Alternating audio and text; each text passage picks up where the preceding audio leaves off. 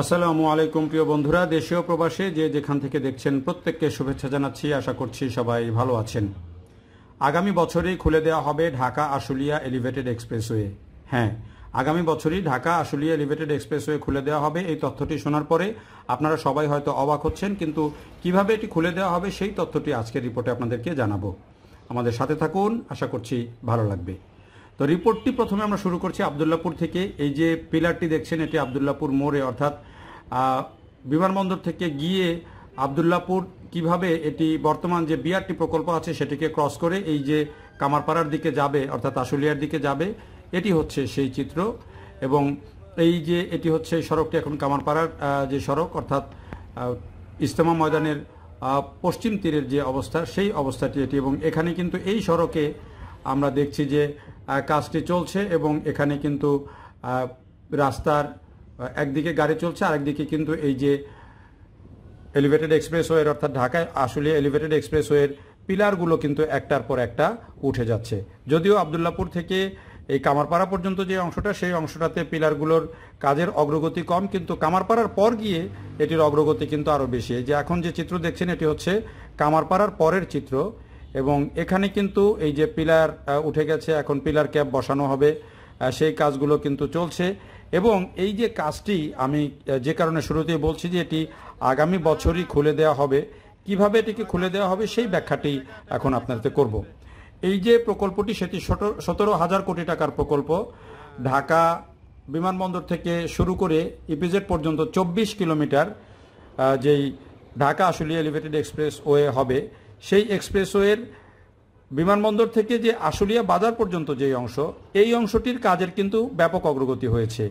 একদিকে যেমন বিমানবন্দর থেকে রেল লাইনের পাশ দিয়ে আবদুল্লাপুর পর্যন্ত পিলার নির্মাণ হয়ে যাচ্ছে, আরেকদিকে আবদুল্লাপুর থেকে পরবর্তী আশুলিয়া বাজার পর্যন্ত যে অংশ, এই যেটি দেখেন এই কামারপাড়ার পরের অংশে গিয়ে, অর্থাৎ প্রত্যাশা এলাকায় গিয়ে এখানে কিন্তু পিলার উঠে গেছে, পিলার ক্যাপ বসে গেছে। এখন অন্যান্য যে পিলারগুলো আছে সেগুলোতেও পিলার ক্যাপ বসানো হচ্ছে। এরপরে আইগার্ডার বসবে, তারপরে ঢালাই হবে সড়ক। তো এই অংশটিতে কিন্তু আমরা দেখছি যে কাজের ব্যাপক অগ্রগতি হয়েছে, যে কারণে এই যে বিমানবন্দর থেকে আশুলিয়া বাজার পর্যন্ত যে অংশ, সেই অংশটির যে কাজের গতি, সেই কাজের গতি অনুযায়ী প্রকল্প পরিচালক যেটি জানিয়েছেন, তিনি আমার সাথে একটি সাক্ষাৎকারে যেটি বলেছেন যে 2025 সালের মধ্যেই আশুলিয়া পর্যন্ত যে অংশ, সেই অংশটি খুলে দেওয়া হবে। তাদের এখনকার কাজের যে গতি, সেই গতির উপর অ্যাসেস করে তারা এটি বলছেন। এবং তিনি উদাহরণ দিয়ে বলেছেন, যেহেতু ঢাকা এলিভেটেড এক্সপ্রেসওয়ে বর্তমানে যেটি রানিং আছে, বিমানবন্দর থেকে ফার্মগেট এবং হাতিরঝিল পর্যন্ত যে অংশ খুলে দেওয়া হয়েছে, সেটি যেভাবে আংশিকভাবে খুলে দেওয়া হয়েছে, এটিও আশুলিয়া পর্যন্ত যখন কমপ্লিট হয়ে যাবে তখন এটি খুলে দেওয়া হবে। তো এ কারণেই কাজটি এখন দ্রুততার সাথে চলছে। তার কাছে জানতে চেয়েছিলাম যে বিভিন্ন প্রকল্পে ডলার সংকটের কারণে ঝামেলা হচ্ছে, সেই জায়গাতে তিনি বলেছেন যে এই প্রকল্পে ডলার সংকটের কোনো সমস্যা নাই, কারণ এটি তারা এরই মধ্যে যে বাংলাদেশ অংশের যে টাকা, সেটি টাকায় পেমেন্ট করে দিয়েছেন চায়না এক্সিম ব্যাংকে কাজের জন্য, ঠিকাদারদেরকে কাজের জন্য টাকায় কনভার্ট করে দিয়েছেন। এই কারণে জটিলতাটা কম হবে যেটি জানিয়েছেন, এবং এই কাজটি কিন্তু দ্রুততার সাথে তারা করে ফেলছেন। এই যে দেখেন, এখানে কিন্তু প্রত্যেকটা পিলারের ওপর কিন্তু পিলার ক্যাপ বসছে এবং এগুলো দ্রুততার সাথেই হচ্ছে। এবং এদিক দিয়ে যারা যাওয়া আসা করছেন তারা কিন্তু অগ্রগতিটা ভালোই বুঝতে পারছেন। এই যে ভায়াডাক্টও, অর্থাৎ আইগার্ডার উঠে যাচ্ছে, যেটিকে অনেক ক্ষেত্রে ভায়াডাক্টও বলা হয়ে থাকে।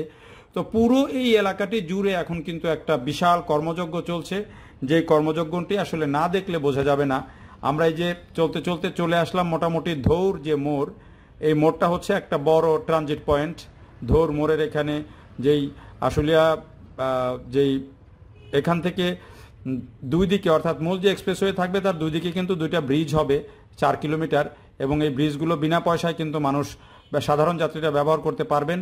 তো সেখানে এই যে ধৌর মোড়টা, সেখানে কিন্তু অনেকগুলো অ্যালাইনমেন্ট আছে, এবং এখানে কিন্তু বিভিন্ন দিকে যে সড়কটা যাবে সেটি কিন্তু এই মোড়টাতে এসে কিন্তু একটা বড় হাব বা ডাইভারশন পয়েন্ট কিন্তু এটি, এবং সেখানেও কিন্তু একটা বড় কর্মযজ্ঞ চলছে। এই যে ধৌর মোড়ের মধ্যে যে ব্রিজটা, আশুলিয়ার দিকে যেতেই প্রথমে যে ব্রিজটা পড়ে, সেটাতে এই অংশে আগে কাজ ছিল না, এখন কিন্তু কাজ শুরু হয়েছে এবং এই কাজটিও দ্রুততার সাথে হচ্ছে। তো এই কাজগুলো এর আগে আমি ভিডিওতে আপনাদেরকে দেখিয়েছিলাম, এবার কিন্তু গিয়ে আবার দেখছে যে বেশ খানিকটা অগ্রগতি হয়েছে। তো চলতে চলতে আমরা যখন আশুলিয়ার এই বিলের মধ্যে চলে আসলাম, তখন দেখছি যে এই ব্রিজটা পার হয়ে যখন যাচ্ছি তখন দেখছি যে আগের মতোই কিন্তু সেই পিলারগুলো উঠছে, আইগার্ডার বসে গেছে।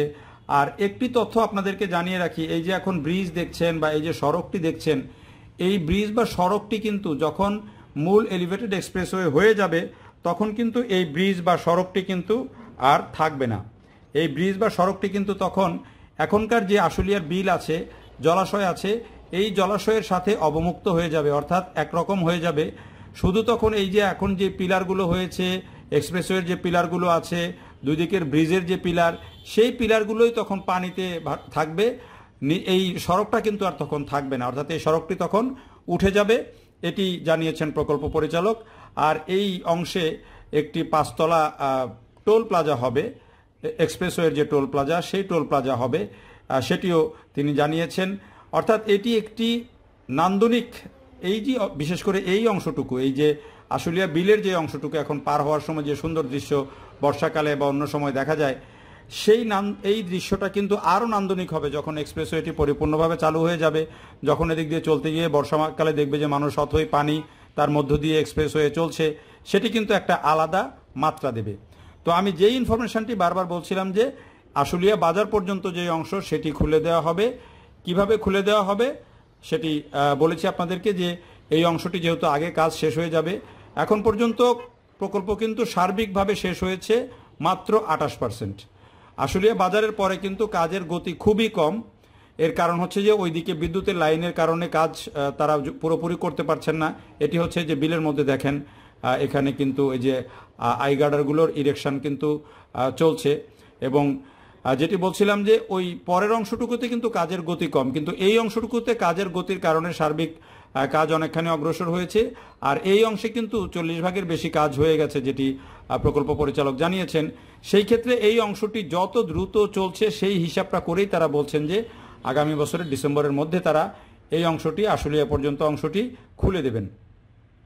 17,000 কোটি টাকার প্রকল্প, 24 কিলোমিটার এক্সপ্রেসওয়ে হবে। তো তার মধ্যে এই যে আশুলিয়া বাজার থেকে বিমানবন্দর পর্যন্ত, অনেকেই হয়তো বিমানবন্দর এলাকাটি দেখলে বুঝতে পারবেন না যে কোথায় দিয়ে কি কাজ হচ্ছে।